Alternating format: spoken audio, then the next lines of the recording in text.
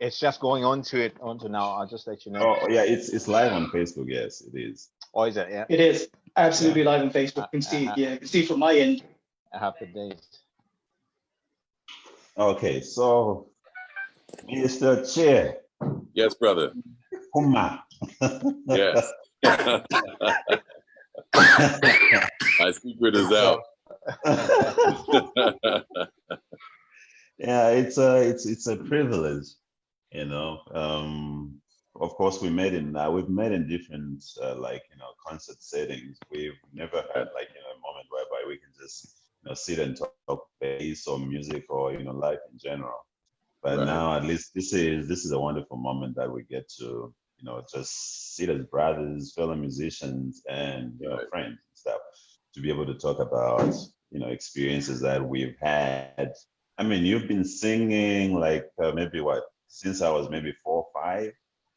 So Wow. you have a ton of knowledge in as far as how a musician should live life, how a musician should sing, how a musician should conduct like himself in public or whatever.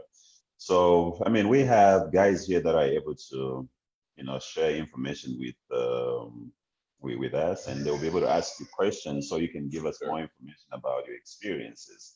So maybe now I can he has something that he needs to say even as we begin everything. So.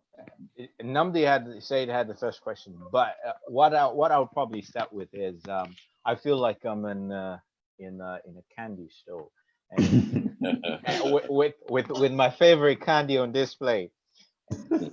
And if you grew up like me, you don't really eat your favorite candy. You hold it on tight. Yeah. And don't give it to anyone. Oh yeah. So it's a That's really okay.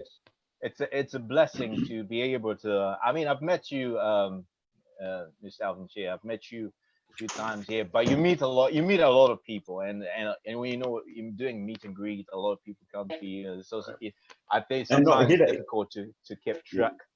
Yeah, he's but not a fan of meet and greet. but I know, but I have met him. I have met him a few times, and I've sort of spoken Yeah. to you. And to be able to speak to you now like this and just hear your feedback really is a blessing to me.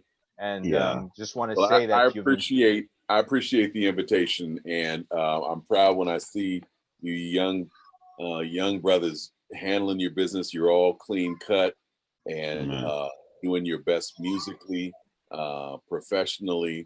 You seem like you're family men. I hear kids running around in the background. And, I think that should be me. No, me. It's me. Oh, is that you? Yeah. Yeah. So man, it's all good. Thank you for the words, and whatever I can enlighten, share. I always say I might not be able to tell you what to do, but I can tell you what not to do. I've been around so long. Oh yeah. Oh yeah. Yeah. Yeah. Okay. So N'namdi.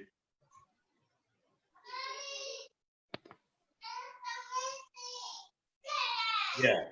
So this is not the first question I wanted to ask, but we're talking about bass. Are there moments when you wake up in the morning to get to a low, whatever, G flat?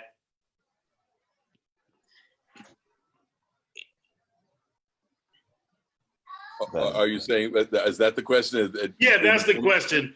It sounds silly now because we were talking about, are we all bases here on this panel?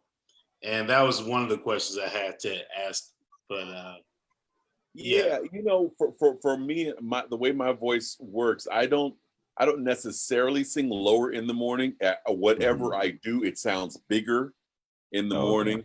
It's more of if my voice, if I've just been using it a lot and it gets more raspy, then I've got some. It kind of rattles around more. But yeah, I there have been times where I think I probably got down to a G flat, and even me, like I should record myself. But the problem is I look like it's the morning. I like, oh man, that sounds great, but nobody can see me. So, but yeah, I've gotten down there. Yeah. For me, like a long time ago, it used to be, like when I wake up in the morning, then, I'll just want the time to, stand still. Right. Yeah, because, it's, when it gets to that point, like in the morning, you wake up, then you just feel like you can hit any kind, any note that you can. Right. Yeah. So you just hope that, I hope it doesn't get to 12 p.m. so that I can just stay in my zone. And you would pray that, you can schedule even like rehearsals or any, Right. performance in the morning and stuff like that. But, Stay in the space. That's, yeah. To the detriment of your tenors. Right. Exactly. Yeah. I always tell people that if your tenors accuse you of singing sharp, singing flat, and you accuse them of singing sharp, then you're doing it right. Oh yeah. So, now. Yeah. So my question was more related to musically balancing with what you do with family life. Right. As a father, you get demands. You obviously need to be a present father, and Right. then musically you have to be able to go out, obviously, and do what you do. Right. How do you kind of balance the two? Well, a long time ago, I got advised by our music president at Warner Brothers when we first got signed, and it has been something that I've remembered, and it's been a help, and that is there's no such thing as quality time.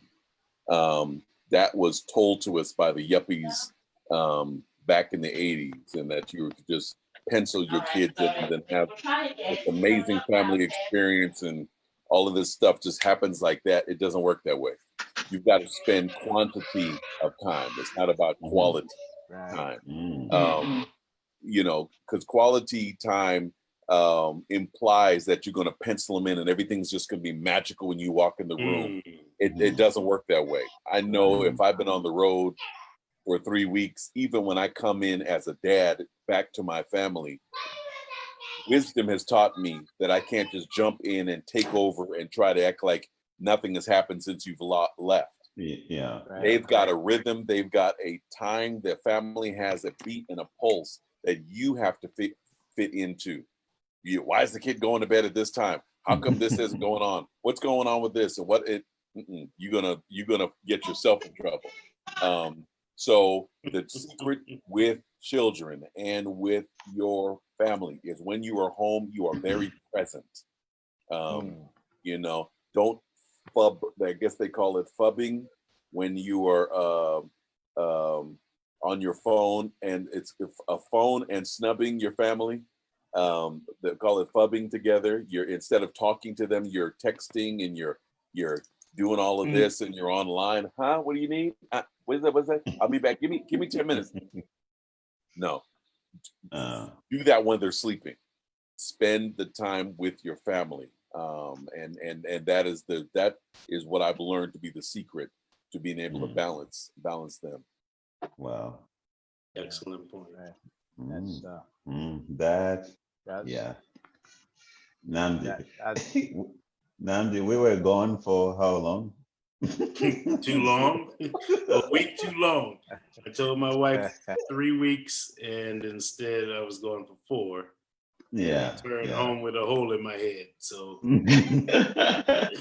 but those who don't know, from a nearly fatal accident. Oh yeah. But God be praised, I'm alive and well. Hair's grown back, and we're good. Yeah. But it was tough. It was a tough recovery. Yeah. And actually, it's funny that you mentioned it. 3 weeks is about as long as I give approval to be going on tours. That's about That's Mm. about enough. After that, it's something that just starts clicking or it stops clicking, and that's about enough for any run. Wow. So it's amazing because I'm in the military, so we get tours and that I had to spend 6 months in Afghanistan and being away. I wasn't married then, but obviously I had a fiance and I had home. And being out there for 6 months and I came back, I felt a bit lost, because I've been away there, and I think the people that were close to me could see that I'm kind of lost and I'm trying to kind of find my feet. Does that also affect you sometimes, that when you're away for a long time, do you kind of get back home and you feel like you sort of trying to find your feet? Yeah, absolutely. And I mean, even athletes they'll talk about getting into the flow of the game. Don't force things, don't push things. Get in, and then you'll find the rhythm of your teammates and all that. That definitely is the truth with family life. I remember my little daughter was growing up, and it was only after hanging out with her or talking with her, the second to third hour, that I find out that she has a crush on Edgar, and that she wants such and such for Christmas, or she's got mad at such or she's not she's not talking to her best friend anymore. You don't get that, and you don't get that right away. How was school? Fine. Everything okay? Yes. That's what you get when you try to power love quality time. But after you spend the time, that's when all the little vulnerabilities come out. Same thing with your wife. You can't just get in there. Any married man knows that. You got to spend the time and listen. And when you become one and you start to talk and share, that's when the intimacies can happen. On many levels. Yeah. Amen. Amen. Man, I mean, we're hearing from the one who's been doing it for over 35 years. So that's brilliant information, man, because N'namdi, you remember the time we went to Zambia. I mean, I'm among many other trips I've made to home. When I come back, there is that stranger anxiety among the kids, so, and it takes time just for them to get used to knowing that dad is home. Is home. It takes a long time. Then you begin to think like, oh, did I do something wrong by going away or something like that? So, we were gone for some time, and when we got back, it was sad for me because Natasha, I couldn't even call Natasha because she would run away from me. She would run away from me. With you saying that reminds me. In base, was that in base? We're calling her out in bases. She hadn't had the base. Scared your own child with that bass voice of yours, bro. It actually reminds me when I first because I've got twins and girls. So the first time I went away, they were just I think 2 months. 2 months. So I went away for about 3 weeks, only 3 weeks. I came back, and one of them just literally started crying after seeing me. I'm trying to hold. That actually got me to tears. Absolutely. I'm like, she doesn't want me. So every time I'm going away, I've always have that thing. How are they going to be when I get back? Yeah, I mean, all this we're talking about, I think, is when you're a musician, you have to set your house in order, right? So even as you go, you have to make sure they're fine. When you come back, they're fine. They're trying to strike the balance, and be able to make sure that anything and everything you do is in line with what it is you would want to find at home or live at home. Is something that we have to fight for. So, and it's it's crazy. I mean, especially for you guys who tour, maybe you're away from home maybe 2 weeks or something like that. What's the maximum you've been away from home? I mean, like being on tour. We did a USO tour one time, and it was the first time when I was married, the first time, and this might be a clue why you don't want to do this. What not to do. I did a 4.5 or 5 week tour, and we did a 3-week thing. We did in all throughout Europe, and then we did 2 weeks. And doing a USO thing, man, it was brutal. And this was before the internet. This was before, FaceTime. FaceTime and free long distance calling. I probably spent in my phone bill half of what I made on tour. It was just ridiculous. Wow. And I mean, I literally remember before I got home, the phone company had called to make arrangements for the bill, and I was like,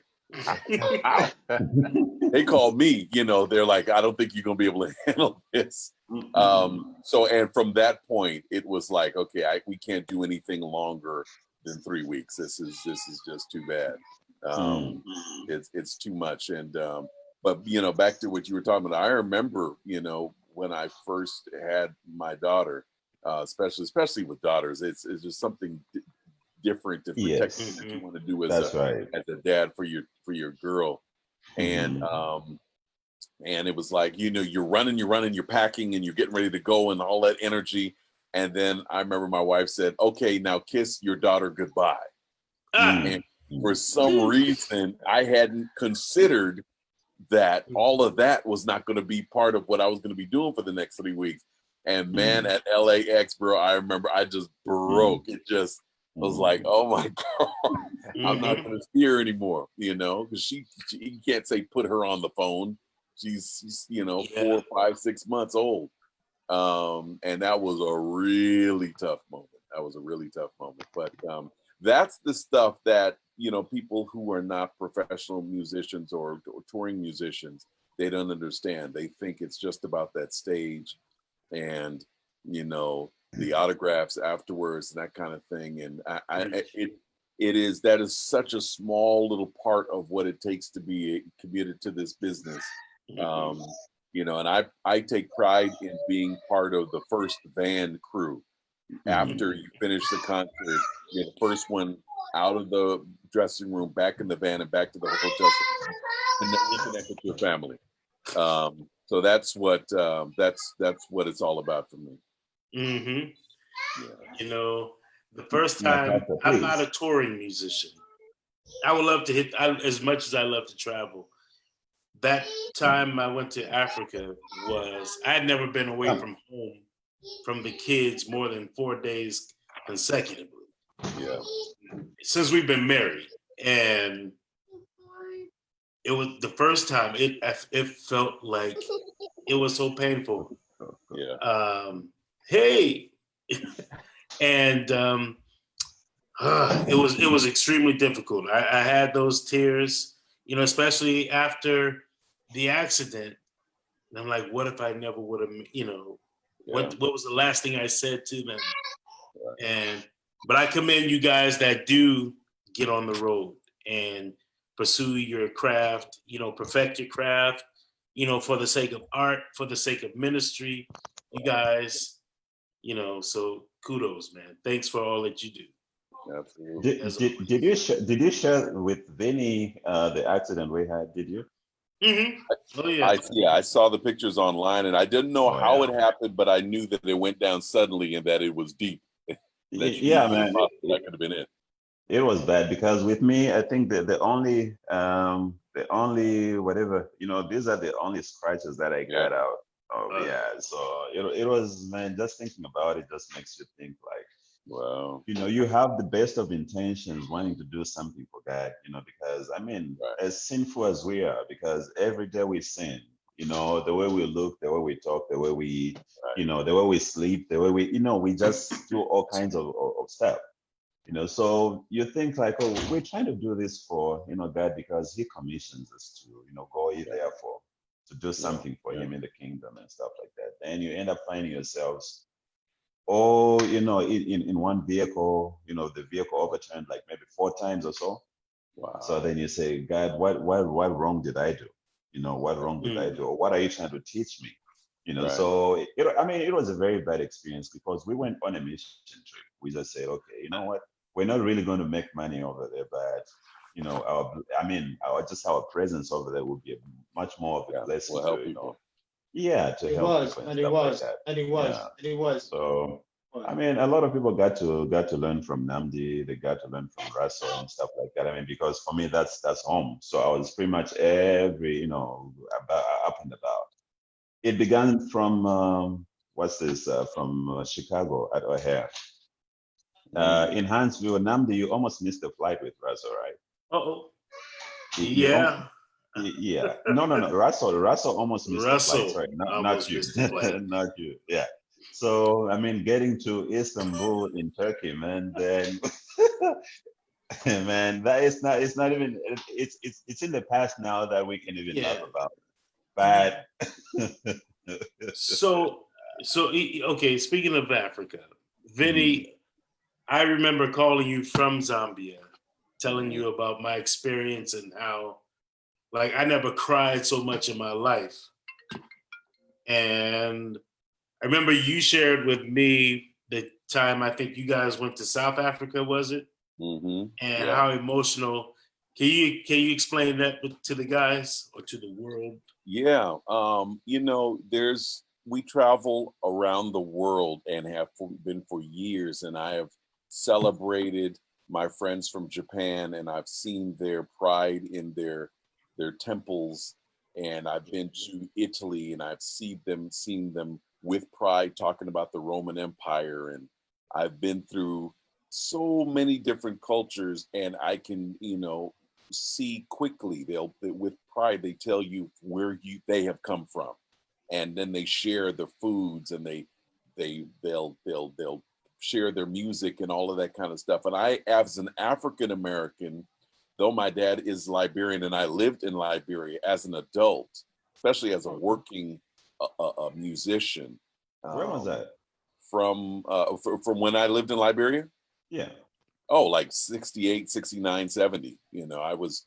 Basically when I was 6 months old, I moved to Liberia because my dad is Liberian, and he met my mom in the United States in San Francisco. Okay. Mm-hmm. So to finish paying back his student loan, he had to go back and serve to the Liberian government to repay it. Yeah, so he was there at the University of Liberia, there for 2 or 3 years and doing that teaching, and I was there with my mom and that kind of thing. But that's part of what's inside of me, culturally and genetically. But I had never connected with that as an adult. When we went back to South Africa a few years back, instantly. As soon as I got off the plane, I connected and I had a grounding. It was almost like lightning struck, went through my temple all the way to the ground, and the very soil I connected with instantly. The people were in the airport. They had the welcoming, the Zulu people were singing, and there was something, it was just something different that I had never connected with in all of those years. I was just kind of a separate, whether I'd be in Hawaii and saw them and read, academically listening to where they came from and all of that. But when I was in South Africa, there was a connection with the motherland that really spoke to me. And I remember all the way when they did kind of a national a thing where the Zulu people they went through showing the courtship and showing how people ate and lived and that kind of thing. And at the very end of the day, they sang the South African national anthem. And I'm telling you, there was not a dry eye in our circle. It's like all of the rhythms made sense. I almost understand what they were going to do before they did it. Harmonically, I knew what they were talking about. The message of everything, and it was like it was like this tonic that of truth that poured through me, and finally I had my truth, my my history, my culture that I had not known about. And I am not South African, I am Liberian, but there was something that I connected with, that all of a sudden I understood why I was dark skinned. Hey, Instead of this thing where I've been ashamed of who I am for 11, all of a sudden there was a bunch of people that looked just like me. There was music that I understood. N'namdi. There was food that I loved that I didn't know anything about before. And I tell people, if you've never been to the motherland, you got to go. It will make you understand you. Yep. Like nothing else will. Yeah. You just spoke, N'namdi, when we just got to Zambia, he wanted to kiss the soil at the airport. Yeah, because that's how proud he was to be back home where, there are only people of your color. If you see a Muzungu is white skin. Right. Yeah, so you get to see those. It's like, you go maybe to, in the country or so where, there are only, white people and stuff like that. That's how you have to look, you have to go around to try and find someone who's, of a different color.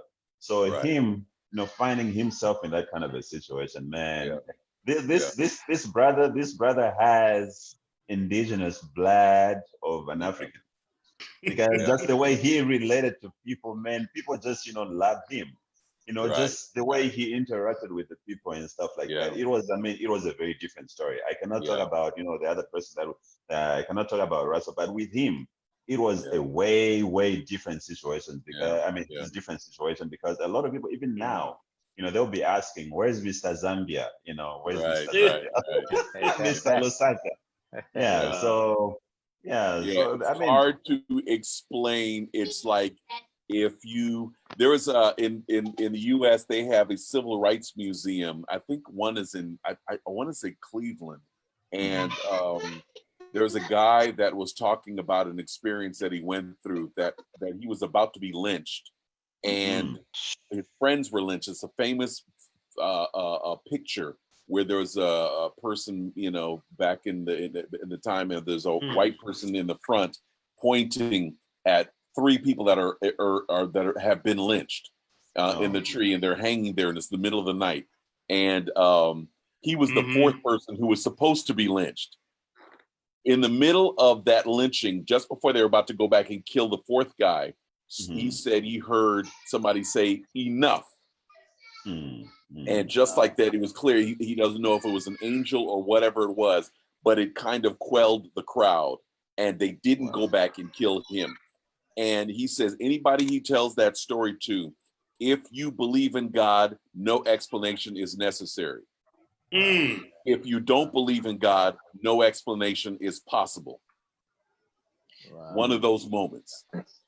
If you are a person of color and you go back and connect with Africa, there's no explanation that's necessary. You get it. If you are not a person of color, or if you're not a person who can connect with the motherland and things that are deep and influential, no explanation is possible. If you're the kind of person that doesn't get those kind of things, I can't get you there. But if you understand that kind of stuff, you'll know exactly what I'm talking about when you the second you land there.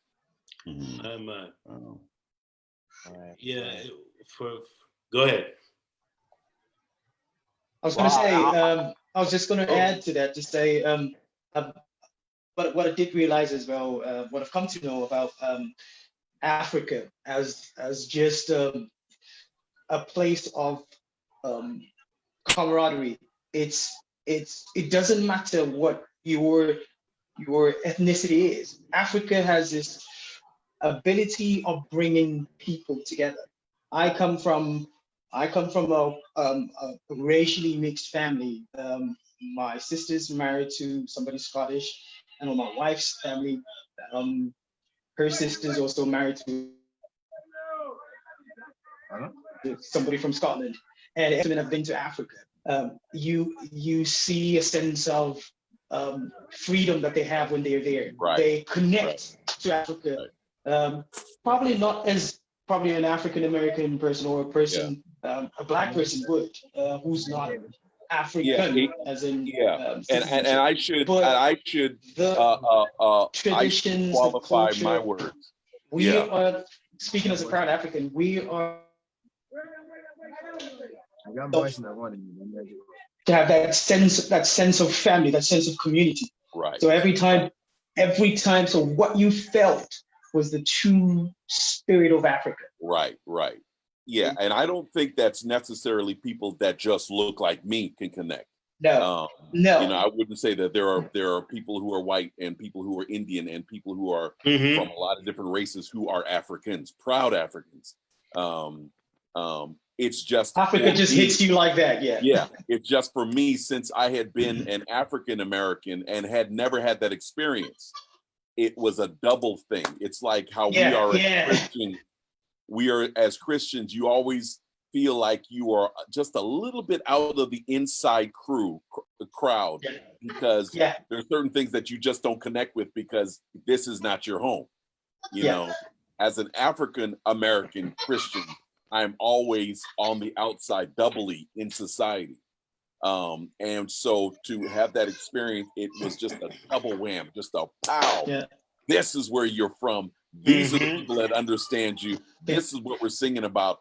This is where you can be celebrated, not tolerated. Yeah. And it was just, wow, to have all that affirmation. It was just a mind-blowing experience that I'll never forget. Oh, wow. I had a question. I was going to ask you, Vinny, about it's sort of a follow-up to the whole question about how you get your work-life balance right, because you say you talked about how the longest you tour, and whether you put a cap to that, you don't want to go any longer than so forth. But I always have an understanding that with kind of like the Spider-Man thing, with great power comes great responsibility thing. I believe that celebrity comes in different doses, and your CV is enormous. The people you've worked with and all that. How do you manage to put that all together? How are you walking down the streets and still be able to connect to the prime mission, which is obviously spreading the gospel and all that? How do you bring that all together? Because I know a lot of people who celebrity just gets in there, and the size of their head becomes that way, and they completely sort of, I kind of know the answer to this, but I just want to hear it in your own words. What has been your... couple of different things. First of all, I'm a believer, and so this thing is not about me. I'm part of a ministry, and this thing is about serving the King. Second of all, I'm part of a 6-man group, and if there was any time that I ever started to, I have 5 other guys that will quickly bring me back to earth. And then thirdly, I do the task for today. I have learned that I don't take this stuff too seriously. I take my mission as a minister, a music minister, seriously, and I take who I work for and serve seriously. But I don't take myself that seriously.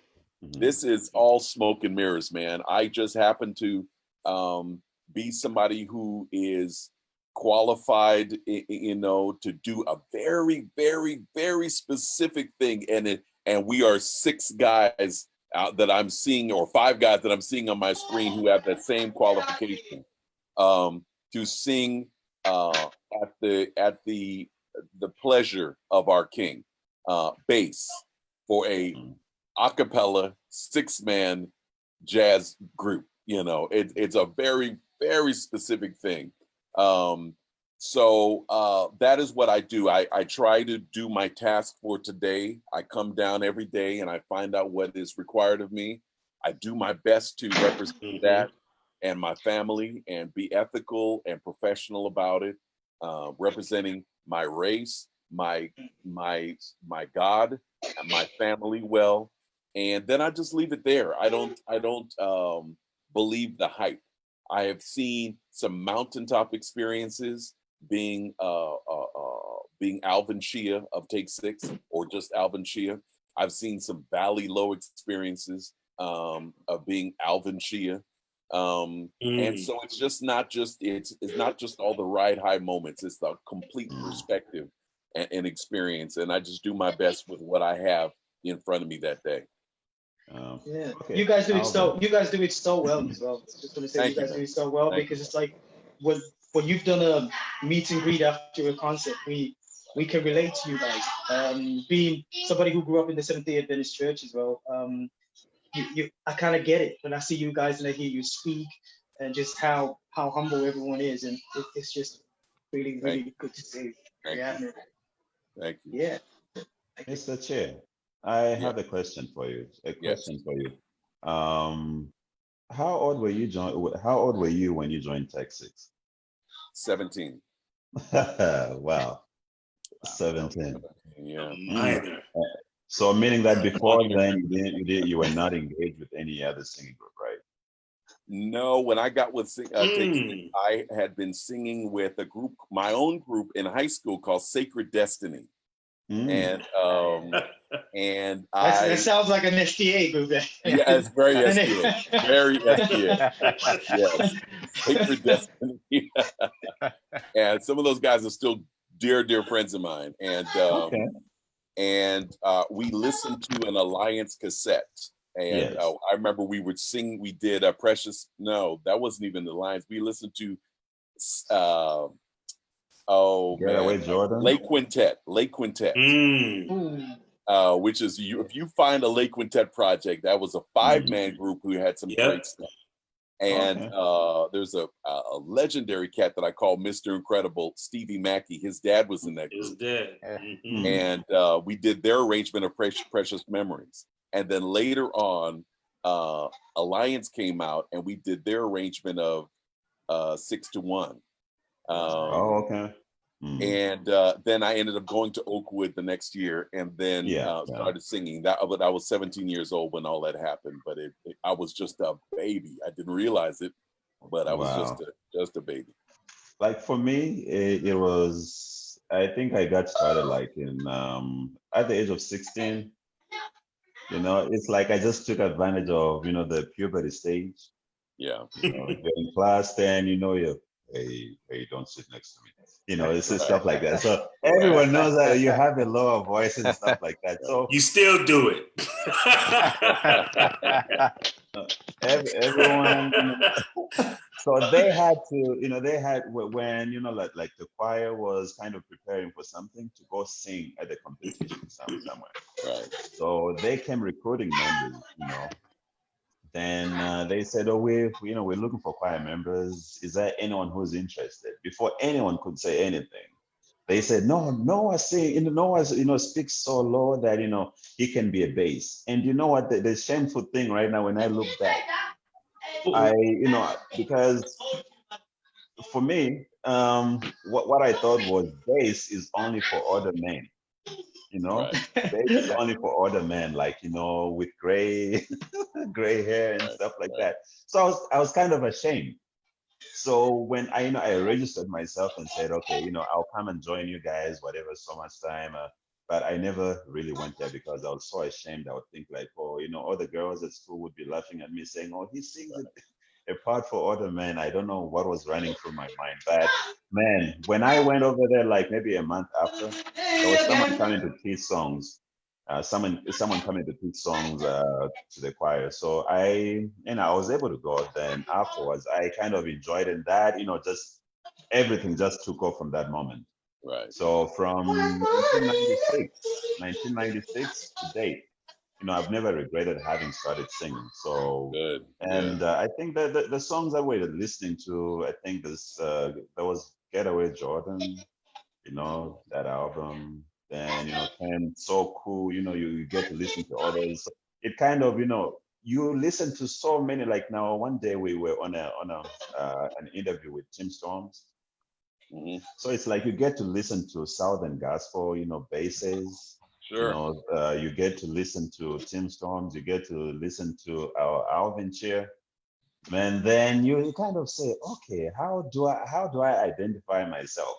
And this brings me back to the advice you gave me one time you came to Andrews University. You guys came to sing. I asked you a question like, what advice would you give to a young upcoming singer, not only a bass, but a young and upcoming singer, or just anyone in any discipline in this life? Then I think I've reminded you the advice you gave me, and it has to do with you being you, doing what you were created to do. Right. Because if you copy what N'namdi does, if I copy what Nawa does, or if I copy what Tim Storms does, Tim Storms is Tim Storms, just one of a kind. Alvin Chea is one of a kind. There can never two duplicates of Alvin Chea. We can never have that. So that advice kind of sank deep. So now I came up with the theory to say, you can get Alvin Chea. You know that, okay, here I can sing like this. Then maybe here you break your voice like, things like that, or whatever it is. Then you combine all those things, then just come up with your own, your own thing. Right. And that kind of made sense, and man, that advice will never be erased off my mind. Good. It really sank deep, because I mean, even the base language now I will get to say the language in the challenge. Right. Yeah, man, I keep talking about that language because it's so. If you're just used to singing like lyrical content of the song, you may not really understand the doom doom doom, Right. that whatever. You may not really understand those. So I'll give that opportunity to now to say something about the challenge and stuff like that. Right. That's very cool, man. But yeah, I hear what Noah is saying. First, before I even get to that, Noah, I when he used to sing bass, he used to sing in a group. I think it was a 6-man group, nine I think man group. Resolution. And, yeah.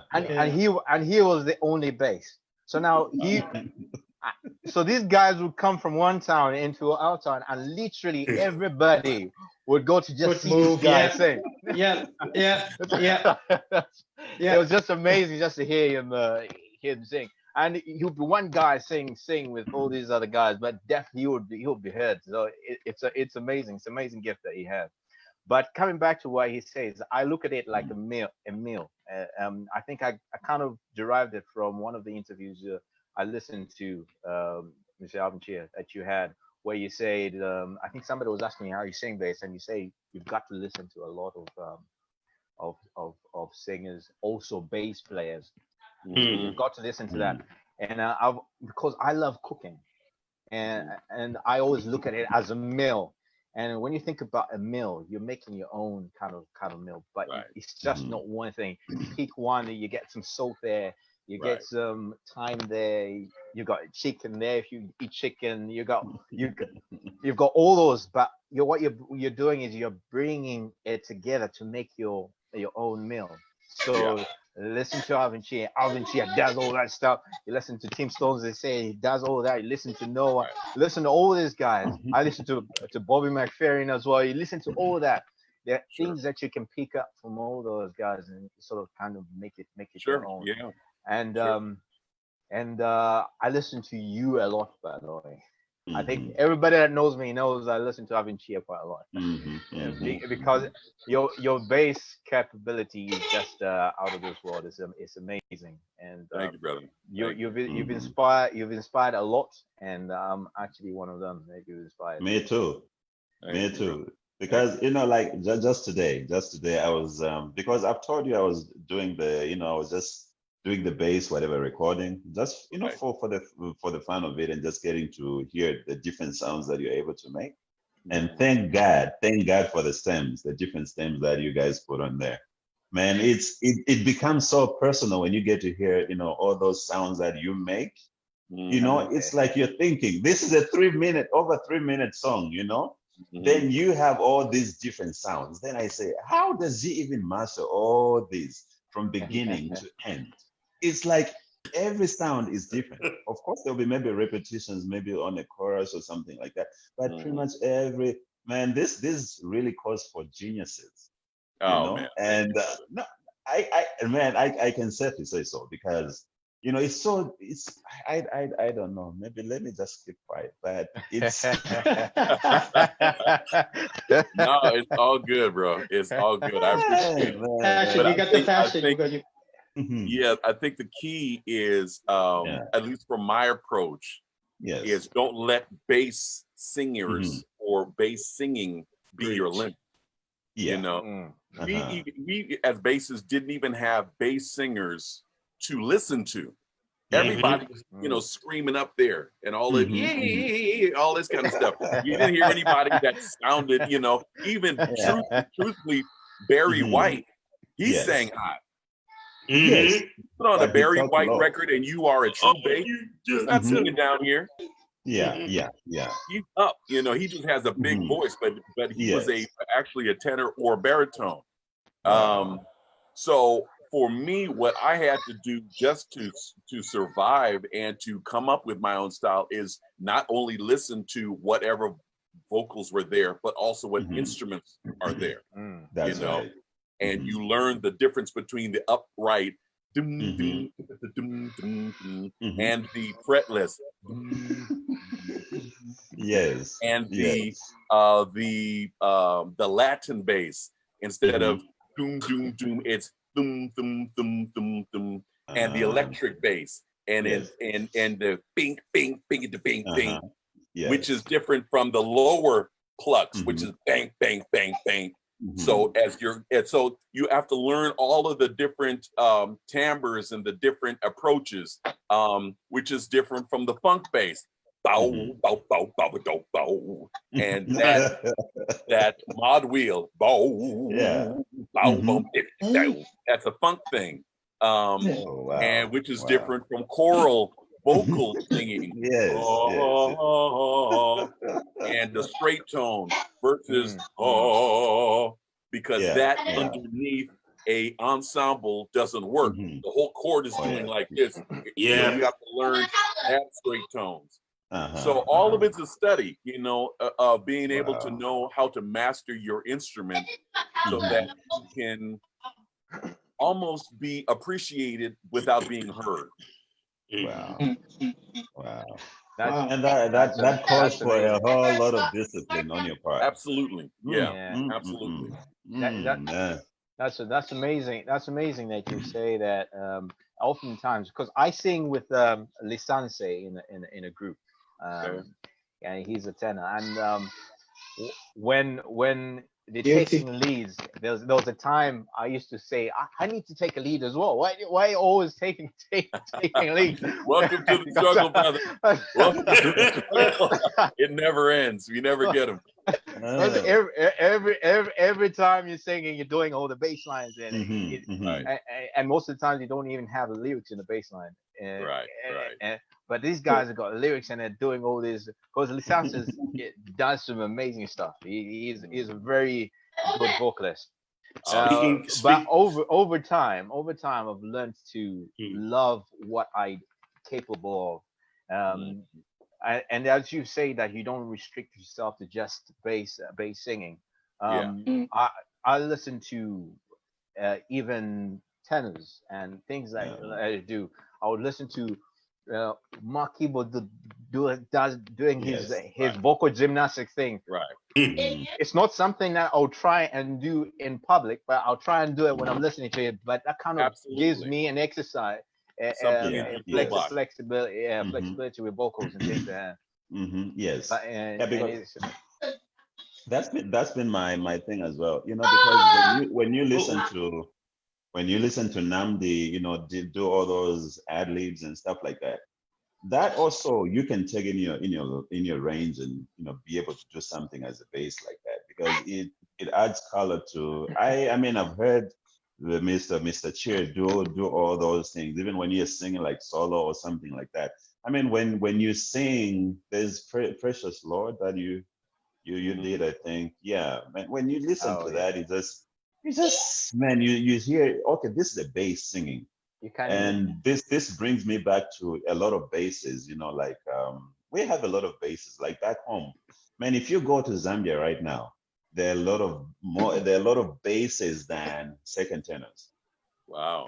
N'namdi can testify that a lot of bases, and you can find second tenors. But the thing sometimes, you find that because maybe they don't really know much about, the discipline of the trade. You find that every time maybe someone is singing, they just want to, go down. Yeah. Mhm. Yeah. Down. You see, down, go down. Yeah, they just want to do that, but I think that comes with time when someone gets to understand the reason why they do it and how they should complement the top, the upper parts. Absolutely.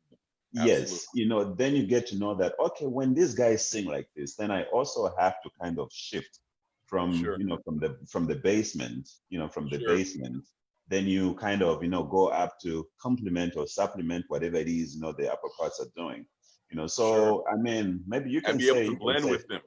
That's So right. if you've got a thick, heavy Mm. voice, you've got to be able to Yeah. get thin when you get up there with them. Yeah. That's right. Maybe you can say more about that. Maybe that would be. Yeah, I mean, for me, probably so say if I started singing at 16, 17, it probably took me 10 years, 10, 15 years to understand the concept of tension and release. Yeah. Not everything is do. It is to be able to appreciate that, you have to be able to come up. Not every downbeat needs to be hit. Not every hole needs to be filled. The knowing what not to sing is as important as knowing what to sing.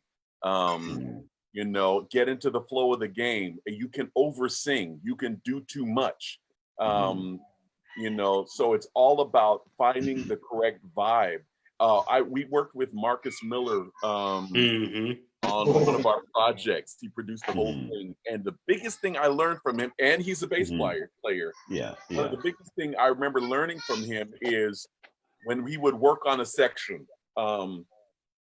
He would, say it's 8 bars, and he would try to come up with what there needs to be, and then he would stop and roll back 16, 24 bars.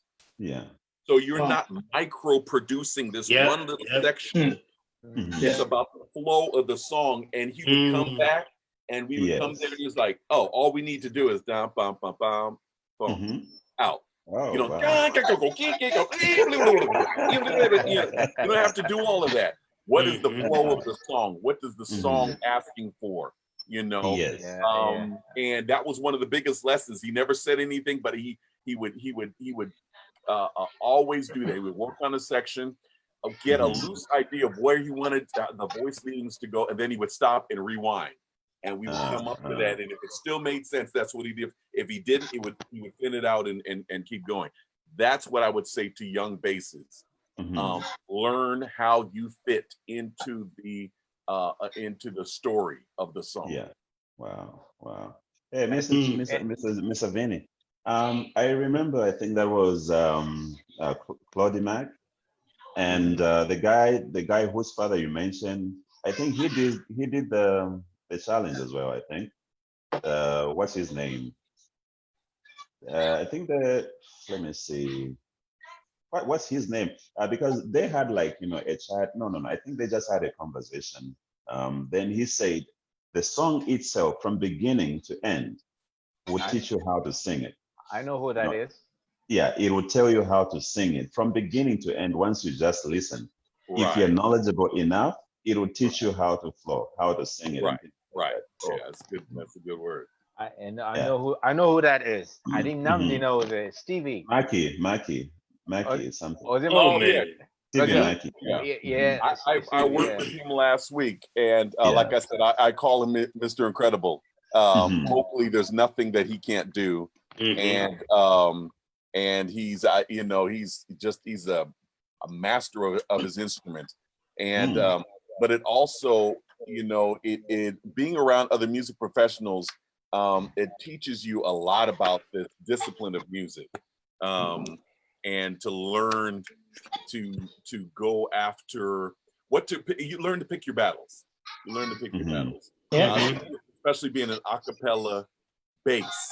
You know, acapella music, there's nothing to hide behind anyway. But when you're the bass, especially if there's no designated beatboxer, you are responsible. You get the least breaks of anybody. You sing every note basically, and so you have to learn how to pick your battles to make it musical without wearing yourself out. Well, I had the pleasure of teaching Steve Mackey when I was at Oakwood College, not before it became university. So I was doing my student practicums, and Steve Mackey was in high school, along with Justin Wilson, another. Sure, all these guys are monsters now. Man, and let me tell you, these guys were amazing, even as teenagers. As probably he was a freshman or a sophomore then. But they had a group, and we would just fool around and do special blend stuff. You know, Justin would get at the piano and they would just knock it out just like that. But Stevie has a way of using merging precision and passion. Sure. A lot of people are so dead on their notes that there's nothing that they don't, that the passion is gone. And so all you have. That's an Adventist. That is an Adventist yoke. You know, we know harmony. That's an Adventist yoke. We know harmony. We know how to sing together. We know how to blend. We know how to read music. But what we are behind a lot of other areas, a lot of denominations are taking the freedom with leads. So here's somebody that can do both. Right.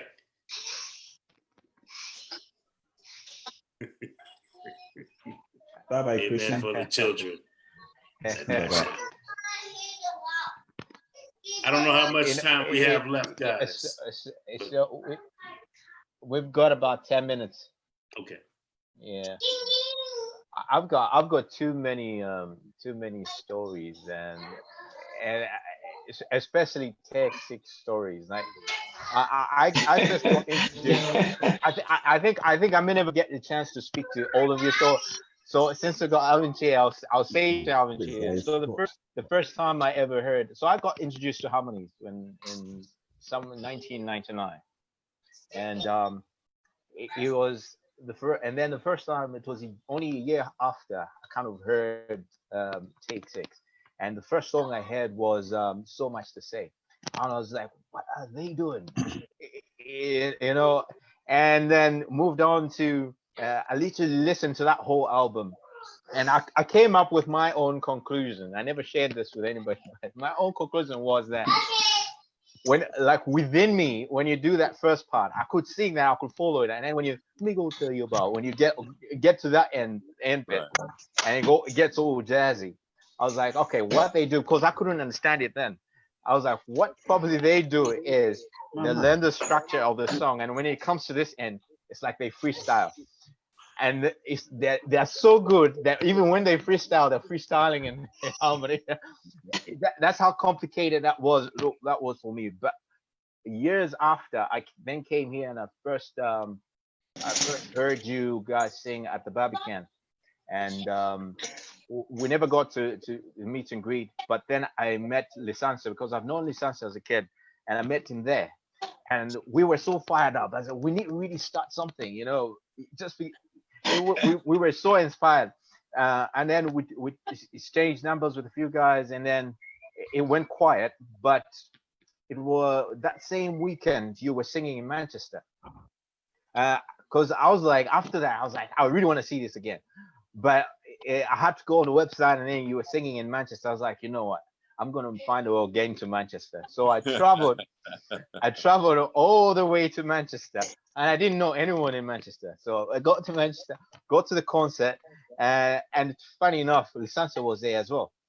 So we greet each other, and then I left, and then I get to the bus stop, and I'm like, it was quite late in the night, and the buses are gone. So I literally slept in the bus stop that night to wait for the bus the following morning, just because I wanted to hear you guys sing again. Wow. But every time I've just heard your music, it's just blessed my soul, and the fun you have on stage. Because then we years after, then we met up with the guys. They said, "Oh, let's come and meet up." We met up at one of the friends' house, and we're like 6 guys, but we only got there about 11 o'clock, I think that was.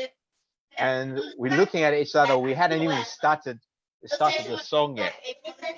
And then somebody just started, okay, we're literally just talking about Texas. And then somebody just started, 1, 2, 3, do we need it? And we just literally got into it. And it was after that, it was song after song after song. I think when it finished, I think about 3 o'clock, or that's when we were about finished. We literally stopped and this is quite something good. Let's keep this going. And I mean, we've been there since 2007. It's been on and off. That's awesome. But it's been a blessing just to listen to what you guys do, and the fact that you've held it on for so many years. That just shows that there's something stronger that binds you together, and Thank you so much, man. and that is God. And I would add and I would add also quickly that Take Six as a ministry has been very influential in my own personal life, in terms of my faith and staying grounded. Tell you that every time I go through some really crazy times and really trying times, my go-to song is Wings of Your Prayer. I always go back to that. And I had the privilege that same weekend now I was talking about, I did all of your 3 dates that you had in the UK. I came to the Barbican, then I went to, you did pool that weekend. And coincidentally, we didn't even plan this. We actually stayed at the same hotel as you guys. Because I remember we booked a family trip, my wife and kids. We only had one child then.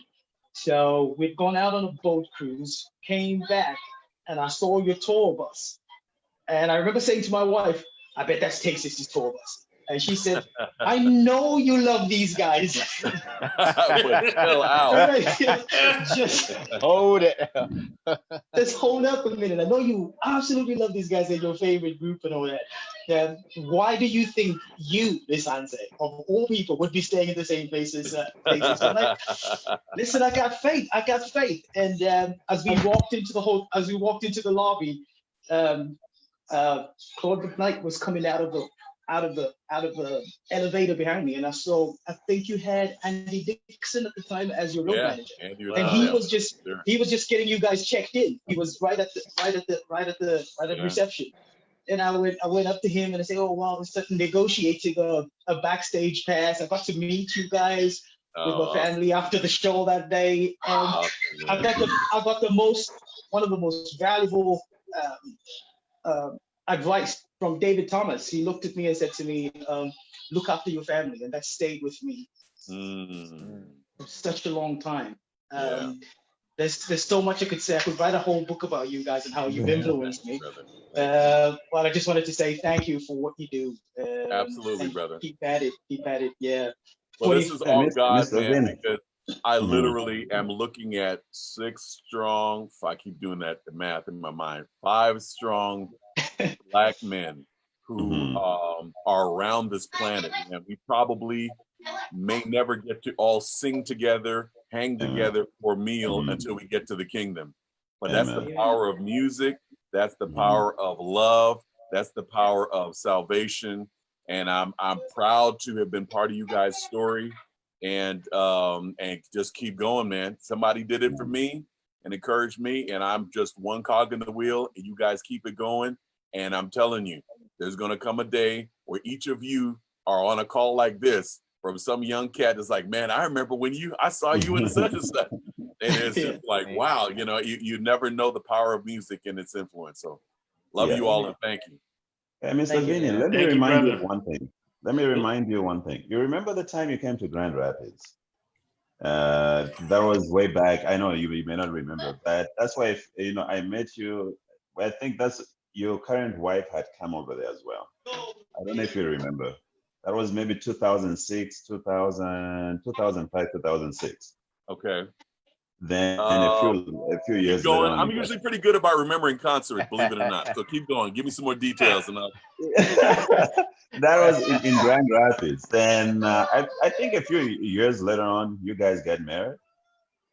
yeah, I got married in '07, I believe. Yeah. Yes, so that was, yeah, we might have met in 2006 or 2005 in Grand Okay. Rapids, because Okay. prior to that, you had come to Detroit and things like that. So just like now, wherever you guys came in Michigan, wherever you guys came, because I just come from Africa, go on the whatever the website, check out, where you guys would be singing. Oh, okay, Right. Detroit. Right. Okay, Grand Rapids. Okay, Andrews University. So pretty much ever you came as close to Michigan, I did attend, and I was glad to see that you guys got married, and now you said your son participates in sessions. Yeah. Your In man, fact, yeah. right over my shoulder, if you see the microphone, see how it's really short. That's young Caden. Yes, yes. All That's right. Caden's area. That's where he Oh, wow. records. Yeah. That's all right, man. These are my mics on this side. This is my workstation right here. Wow, Uh-huh. wow. But that's where he records. He does sessions. He's Okay, okay. he's done about three movies. He's probably done about 4 or 5 different TV shows. He's done a bunch of records. And he's getting ready to start acting. So he's Wow. he's doing the thing. Yeah, he's doing the Oh, thing. wow. Nice, nice, nice, nice. Well, we appreciate your time, man. Thank you, You brother. may Thank not you know for the what this invite. means to us. You may Yeah. not understand it. You may not have an idea, not even a clue. But this really tells us to say, they are humble people. Not everyone you see, making it big in life, or, doing it big, and I mean, singing and doing everything is, big-headed. You can, I mean, you give perfect advice to, whoever comes to you, I'm sure, because I'm one of the beneficiaries of that. So just knowing that, we've been able to follow this person who sings well and, is a good father, a good brother, a good son, and everything else, that just, humbles you, because you know that there are people who do what it is that God, purposed them to do. Absolutely. Because just knowing what it is you're doing and for whom you're doing it, just makes you well-rounded, and just know, what, I cannot do this, or I cannot do that. Of course, I mean, as sinful as we are as human beings, we try to stay in the lane that God wants us to be, in the middle of the road. But, I mean, it's only life. Sometimes we fall short, but we keep on moving, trying to, perfect whatever it is we do. So thank you so much.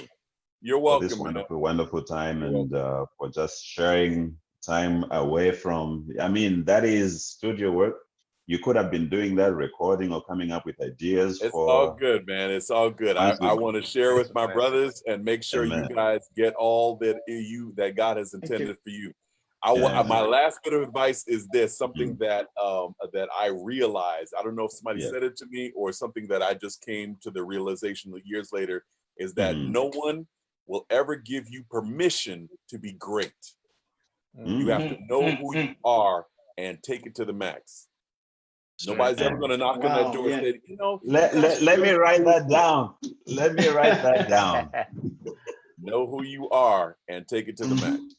Take it to the max. Wow. Yes. Wow. Okay. So now, last words, my brother. It's been a blessing, and I will continue listening to what you do, because you blessed me a lot. And obviously you've seen what the Spread Love Challenge. I just had to say I'm definitely gonna get into it.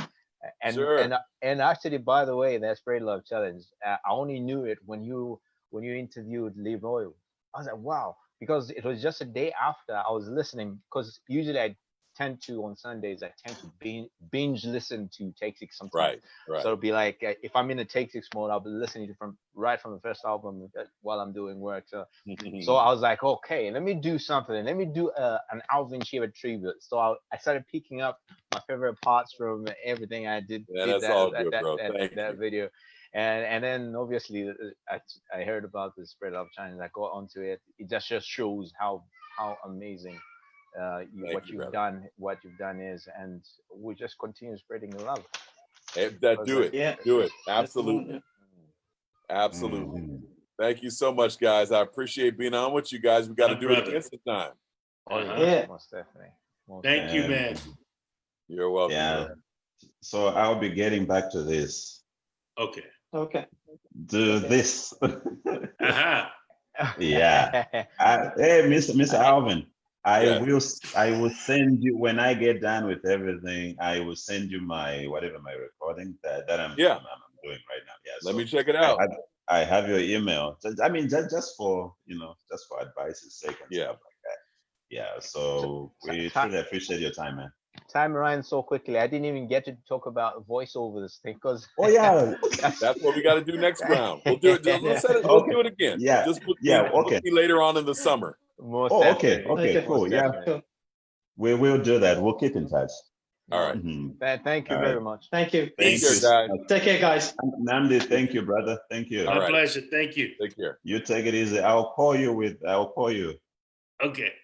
All right. Thanks. Take care. Okay. Nambola. Yes, Atibwanjamda. at the point. Mm. No, this was So good. yeah, no, thanks for your time, you guys. This means so much. This means so very much. Mm. Okay. So, okay.